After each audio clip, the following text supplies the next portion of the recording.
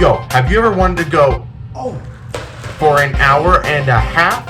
Well, then do I have the movie for you. The Super Mario Bros. Movie. An idea that was simultaneously a complete joke, but also an inevitability. Initially, the expectations for it were incredibly low. First, we learned that it was being made by Illumination, a studio known for low-effort kids movies. Then we saw the reveal of the cast, which was filled with big celebrities, making everyone think that they aren't actually trying to make a good movie. They were just trying to make something that would sell because Keegan-Michael Key was Toad. But they would eventually start releasing trailers, and people would slowly start to feel better and better about the movie. The animation looked really good, and most of the celebrities sounded fine in their roles, and even the ones that didn't would actually see some re-recordings for improvements. Everyone thought this was gonna be a decent movie, but then the critics' reviews came in. Assaults audiences with lots of action and color, but not much Everyone is reason to totally mire. Inaccessible for without non-fans in of the way Super of Mario. Just Just game for only a few Bob moments fans build might even on have a top of hard the time Mario with the mythology non-existent, rather than antiquated, simply and somewhat regurgitating it. offensive story. Shocking misfire for Illumination.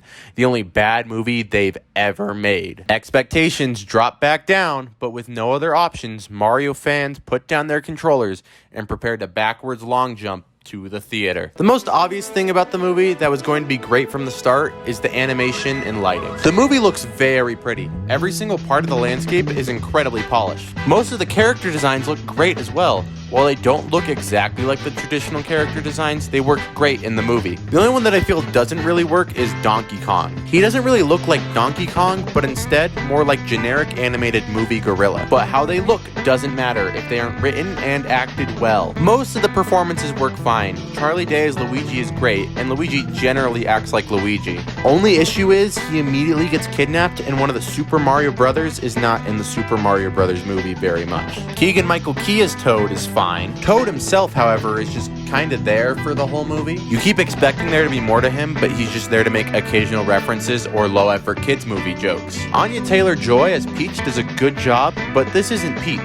This is Daisy. This is obviously just a product of it being a modern Hollywood kids movie. Little girls need a role model, so let's just write our only female character into the strong, independent woman template. It's not a massive deal, but it does make Peach feel somewhat out of place. Seth Rogen as Donkey Kong was actually my least favorite. Donkey Kong just really doesn't feel like Donkey Kong in this movie. He's more like every other animated gorilla in every other animated movie. He had by far the most of the low-bar animated movie humor of any of the characters. I don't think I laughed at any of his jokes, except for his first entrance, which wasn't because of Donkey Kong, but because of the song that played that made me go. And of course, Chris Pratt as Mario. The hardest shoes to fill were going to be Mario's. He's the character who has always talked the least, and was about to be the character who talked the most. And yeah, it's not exactly what we wanted, but I think people were overblowing the concern before the movie. Sure, it's not exactly like Mario, but it's still a very experienced actor who has had amazing voice roles in the past. So while it's not what we wanted, he still does a good job. And finally, Bowser. Jack Black is obviously great and has a lot of great moments in the movie. My issue with him though is he's isolated in his castle for most of the movie, and he doesn't get to interact with the rest of the characters very much. He still gives a great performance though, and he's got everyone obsessed with his song. With all of these characters, you'll notice I never mentioned any character arc of any kind, because none of the characters have one other than Mario, who only has the character arc of I need to get stronger to save Luigi. The characters are Mario characters, making them interesting, but they fail to be interesting movie characters, which does lead to the emotional through line being a bit weak. But none of that matters as long as the plot is well put together. However, the plot is just a string of events to get us from place to place. We start in Brooklyn with the introduction, and then things just happen in the exact right order to get us to the Mushroom Kingdom. Then Mario trains, then things happen so we get to Donkey Kong and the Mario Kart, and then things happen so we get to the finale. All while the B plot with Bowser is just him getting updates about Mario from intelligence and who is giving him this information. Like, he seems to know things that are going on wherever they are. How is he finding this out? So yeah, the plot fails and the characters fail. But of course, I and everyone else enjoys the movie. The references are constant and always on point. The remixes of old Mario songs are all so nostalgic, you'll be hoping none of the parents in the theater with the wrong idea of why you're so excited. And of course, every set piece is just fun. Anyone who grew up playing Mario is going to have a blast in this movie, and it's led to everyone thinking that the critics are just hacks who hate fun. But they aren't wrong for thinking this is a bad movie. Most of them probably didn't even want to watch it, but big media review outlets have to go review the most discussed movie right now. And when the highly respected movie reviewer Sylvester Jones, who's been reviewing movies for 50 years and has watched every Oscar award-winning movie, has no choice but to review the Mario movie, it's no wonder that he isn't going to enjoy this movie. While some of the reviews are definitely nonsensical, claiming that it's the first bad Illumination movie is definitely an interesting take, but many of them are just pointing out the fact that the plot and characters are lackluster. This is a completely understandable opinion to have. They aren't reviewing the movie on how much fun all of the references are, they're reviewing it as a movie. Do you think the average movie reviewer is going to care that Luigi's ringtone is the GameCube boot-up sound? The reviewers are not at fault and shouldn't be receiving the harassment they are getting. The fault goes to the publications that wanted to get in on the Mario movie hype, so they decide to review it despite the fact that they're not going to have the mindset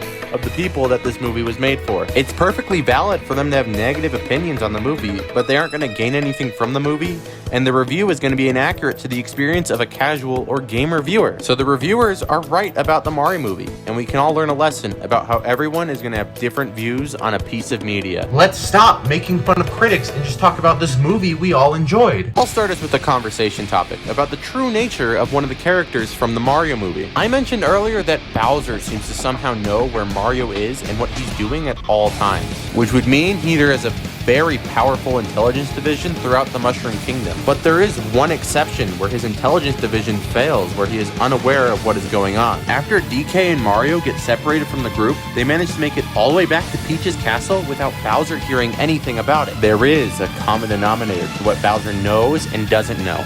Some of the more intelligent among you will have figured it out. Toad! Toad is the only character who could have known of all of these events and wouldn't know that Mario and Donkey Kong are alive. He inexplicably follows them wherever they go with his excuse being that he's going to defend Peach. But I call bullshit. There's guards with spears that could defend Peach. Why is this Toad in particular going to defend her? He just wants to stay close to Mario and Peach so he can report back to Bowser. The homie reporting Bowser, so then he and Peach would get married, so then with Bowser now respecting him, he'll be able to spy on Peach and Bowser while they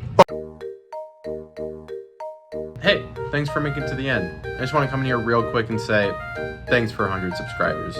Google says it should take about 61 days to reach 100 subscribers, and we beat that. So I think future of this channel is looking pretty hot. And if you haven't subscribed yet, look at this graph. Isn't that crazy? It's at 3%. That's not fair. I do also just want to let you guys know real quick, next few videos might be shorter and feature like less jokes and live action segments, just because finals are happening at school right now, so I need time for those as well. So the next few videos might be shorter and lower effort. But once finals are over, I'm gonna go hard at the content for a while. I'm gonna aim for 1,000 subscribers by the end of the summer. Might be a high bar to set, but I think we can hit it. So thank you, and subscribe.